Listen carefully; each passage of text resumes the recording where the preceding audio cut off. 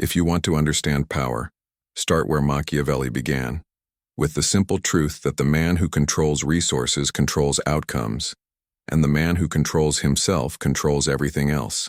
You've spent too long believing that discipline is admirable but optional. In the Machiavellian view, discipline is a weapon. Money is another. When you combine both, you become dangerous. So stop relaxing into the same soft habits that keep you predictable. Stop thinking discipline is about routines or motivation. Discipline is the sharpening of the mind against your own impulses. It's the cold refusal to let comfort win another inch of your life. And if you don't make this pivot now, someone less qualified will outrun you simply because they were willing to be harder. You leak strength every time you do what feels good instead of what builds power. You give away control every time you delay, justify, or negotiate with your weaker self. You imagine discipline as punishment, when in truth it's the most effective form of self-respect. People fear disciplined individuals because discipline makes you unreadable, unstoppable, and unwilling to bend. You've forgotten that the world bends to people who enforce their inner order. No one remembers the undisciplined. No one fears them. No one follows them. They live loud, then collapse quietly. And after a few short years, they become another story of wasted potential. That's the quiet fate waiting for you if you don't change now. So hear this clearly. Your life is shrinking or expanding based on one thing: your capacity to command yourself. Not inspire, not motivate, command. When you fail to command yourself, the world commands you instead. Your job, your cravings, your distractions, your emotions, your fears. Everything gains authority over you because you refuse to take it. The disciplined are never at the mercy of chaos. They create stability while others pray for it. They execute while others hesitate. They rise while others rationalize. Their power isn't luck, it's design. And you're seconds away from understanding that design. Your main error is simple. You still believe discipline is about doing more, but discipline is actually about removing more, removing excuses, removing weakness, removing your attachment to comfort. The disciplined person appears intense because they cut away everything unnecessary. They become sharp because they refuse to stay round. Observe your days. Notice how much time you give to things that drain you. Notice how often you respond to impulses as if they own you. Notice the softness that appears the moment something becomes uncomfortable. You can't build power with softness. You can't build authority with hesitation. You can't build a throne with the hands of a servant. The rule is brutal but exact. Master your impulses or become ruled by them, and most people are ruled. They don't decide anything. They react to everything. Their lives aren't built. They're inherited from yesterday's weakness. Every undisciplined day strengthens the prison that mediocrity puts around them. Discipline breaks that prison. It doesn't negotiate with weakness. It confronts it like an enemy. You don't reason with an enemy. You conquer it. And once you build the ability to conquer yourself, no human threat intimidates you again. This is why disciplined people are often labeled obsessed, extreme, or crazy. The average mind cannot understand the intensity required to escape average results. They mock what they cannot match. They ridicule what they secretly admire. But their opinion is irrelevant because their life is irrelevant. Never take guidance from someone you wouldn't trade places with. Here comes the shift you've been avoiding. Discipline is not something you do. It is someone you become. A different creature, a colder one, a more calculating one. A version of you that understands that every weakness tolerated becomes a future regret. And you've already collected enough regrets. Your life will transform the moment you stop depending on emotional spikes to act. The disciplined act without permission from their feelings. Their mood is irrelevant.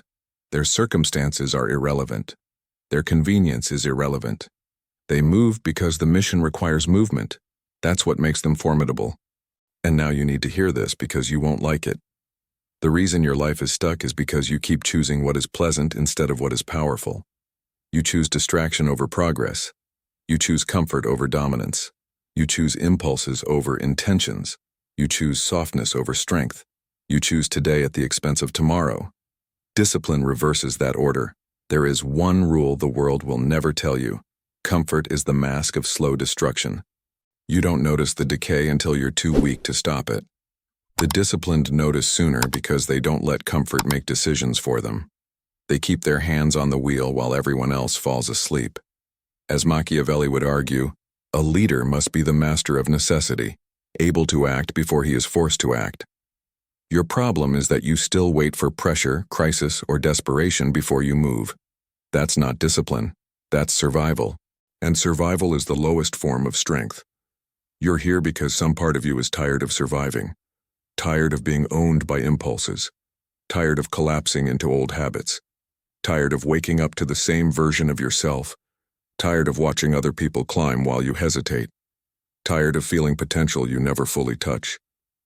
Good. That exhaustion is the doorway to power. But before we continue, you need a cold reminder. If you walk away without subscribing, someone else will take the knowledge you just hesitated on, someone hungrier, harder, and faster than you. They'll use what you abandoned. They'll rise where you stall. Don't fool yourself into thinking hesitation is harmless. Hesitation is surrender. Now listen carefully. Discipline has 7 movements, and each one cuts through weakness like a blade through cloth. The first movement is restraint. You stop chasing every urge your mind offers. Urges are traps. They pull you into wasting your potential in tiny, invisible concessions. The disciplined ignore urges unless they serve the mission. The second movement is predictability. You build routines that eliminate randomness. Randomness drains your strength. Predictability preserves it. This isn't about being boring. It's about being prepared. When your life runs on systems, your mind is free to strategize. The third movement is confrontation.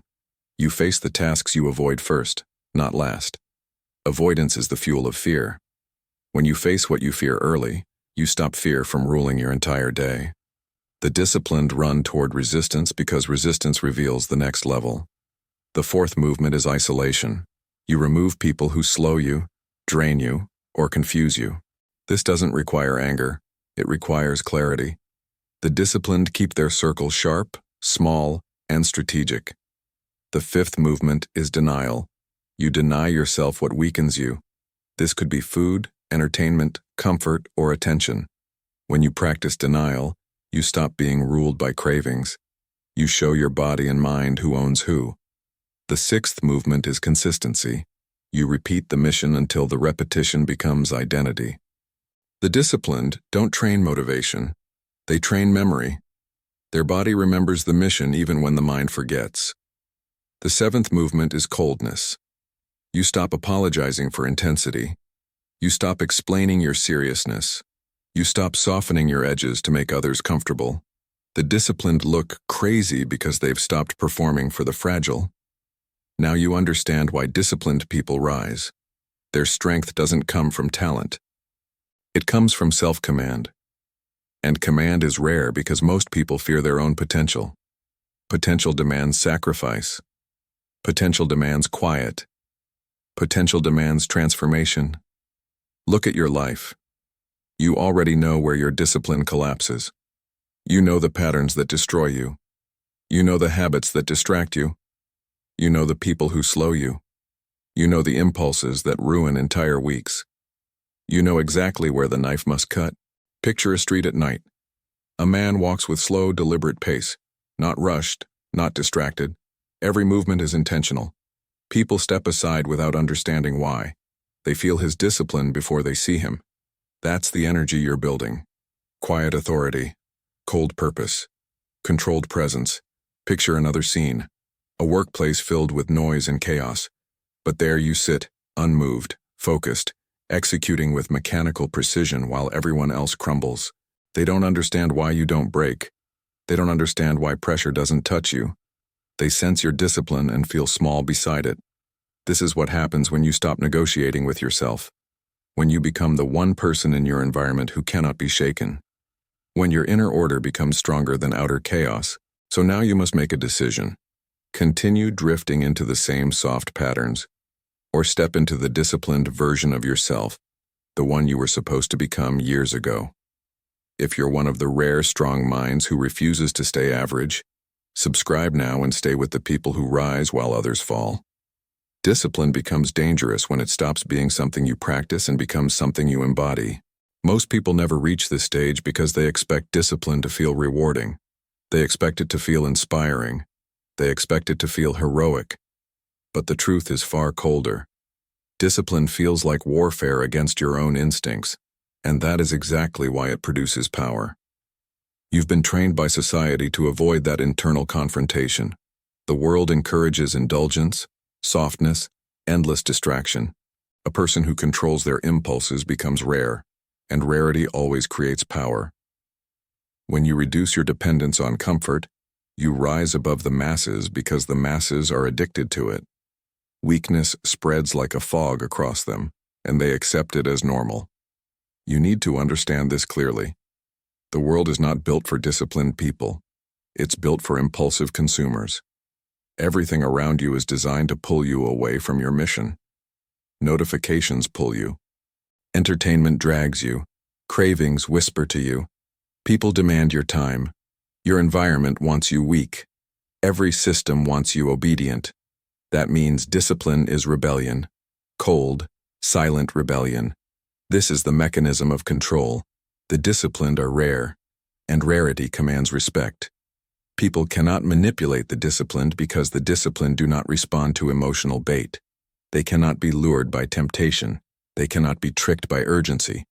They cannot be controlled by distraction. Their calm becomes a threat. Their focus becomes an advantage. Their silence becomes dominance. Discipline rewires the social hierarchy. You've seen this without noticing it. In every group, the most disciplined person becomes the gravitational center. Others adjust around them. Others follow their pace. Others fear disappointing them. They become the point of stability in a sea of noise. And stability is power. But you must understand the darker truth. Discipline will isolate you. People will distance themselves because your presence exposes their weakness. Instead of improving, they retreat. They call you obsessive. They call you extreme. They pretend to mock you, but they're terrified of what you represent. Proof that they could be better, but choose not to be. This isolation is not punishment. It is transformation. The person you're becoming cannot stay surrounded by the person you used to be. Discipline demands a shedding. Old habits fall first, then old identities, then old relationships that no longer fit the version of you being built. Good. Let them fall. Your focus now must shift from understanding discipline to weaponizing it. Weaponized discipline is not about hardness. It is about precision. You decide where your energy goes. You decide what earns your attention. You decide what deserves your strength. When you gain this level of control, the world stops feeling chaotic. Everything becomes simple, sharp, and narrow. You move like a blade, not fast, but purposeful. And now you must learn the protocol that forges this blade. First, eliminate weak beginnings. Your mornings decide your hierarchy. If you begin your day with indulgence, you weaken the throne you're trying to build. You must begin with clarity, not comfort. Your first hour must belong to discipline, not distraction. This single change alters the course of the next 12 hours. Second, impose deadlines on yourself. Not soft ones. Deadlines that corner you. Pressure creates precision. Without pressure, your mind wanders, weakens, softens. You grow stronger by working within intentional constraints. The disciplined do not wait for urgency. They create it. Third, embrace repetition. You've been conditioned to believe repetition is boring. That's why you fail. Repetition is mastery. Repetition is identity. Repetition is the sculptor of greatness. When you repeat the same disciplined action enough times, you stop thinking and start embodying. You transform discipline from effort into instinct. Fourth, limit your exposure to noise. Noise is anything that pulls you away from your mission. People, screens, opinions, chaos. You must become ruthless in cutting noise, not emotional, strategic. Every decibel of noise steals a piece of your future. Silence becomes your ally. Stillness becomes your training ground. Fifth, track your failures with zero emotion. People fail because they treat failure as identity instead of information. Failure is measurement. Failure is a map. Failure shows you where your discipline collapses. When you observe failure with cold detachment, you stop fearing it. You start using it. Sixth, destroy inconsistency. Inconsistency is the quiet enemy that ruins strong men. You cannot be powerful if you are only disciplined on your good days. Discipline must survive fatigue, bad moods, stress, frustration, boredom, and doubt. Anyone can act when they feel strong. Only the dangerous act when they feel weak. Seventh, cultivate inner distance. When emotions rise, step back. Not physically, mentally. Distance allows clarity. Clarity allows power. You must become the observer of your impulses, not the servant of them. When you watch your mind from the outside, you gain the authority to command it from the inside. These 7 movements reshape your life. They carve out a version of you that people can neither predict nor manipulate. They forge the kind of presence that forces others to adjust themselves when you enter the room. But now comes the antidote, and it will feel like a slap. You must stop believing motivation matters. It doesn't. Motivation is noise. Discipline is signal. Motivation is wind. Discipline is stone. Motivation disappears the moment life becomes uncomfortable. Discipline becomes stronger in discomfort. Your downfall has always been the same. You wait to feel ready. You wait for alignment. You wait for inspiration. You wait for the right circumstances. You wait for confidence. You wait for certainty. You wait for signs. You wait for permission. Every moment you wait, someone else moves. And the world crowns the ones who move. You must stop believing action requires emotion. Action requires command. Nothing else. Here is a story you know too well. A man sits at his desk. He has plans, ambition, intentions. Hours pass. He does nothing. He scrolls. He wanders. He waits for a wave of energy that never arrives. The day ends. The guilt begins. He thinks he lacks motivation. The truth is colder.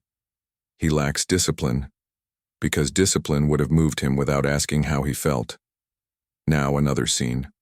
A worker surrounded by noise, chaos, pressure. Deadlines crash toward him like waves. Everyone else collapses under the weight. But he doesn't. His face stays still. His actions stay sharp. His pace stays steady. People whisper about how he does it. They don't know the truth. They think he's gifted. They think he's fearless. They think he's lucky. In reality, he's disciplined, and discipline makes him untouchable. That is the version of you waiting on the other side of this transformation. But here's the final truth you must swallow. Becoming disciplined will cost you everything that made you comfortable. It will cost you laziness, excuses, softness, distraction, and dependence. It will cost you the weaker parts of yourself. And those parts will not die quietly. They will resist, they will bargain, they will whisper, they will scream. Ignore them. A powerful life requires a powerful internal hierarchy. You must sit at the top of your own mind like a ruler on a throne. Everything else, impulses, cravings, fears, must kneel. If they do not kneel, you cannot rise. Picture this final image. A silent room. A single flame burning in the dark. The flame does not flicker, even when the wind presses against it. That flame is you once discipline becomes identity. Unshaken, unmovable, unbending. A symbol of control in a world collapsing under its own weakness. If you're one of the few strong enough to finish what the weak never start, then stay close. Subscribe now. Otherwise, someone stronger will take the knowledge you just abandoned and use it to rise above you.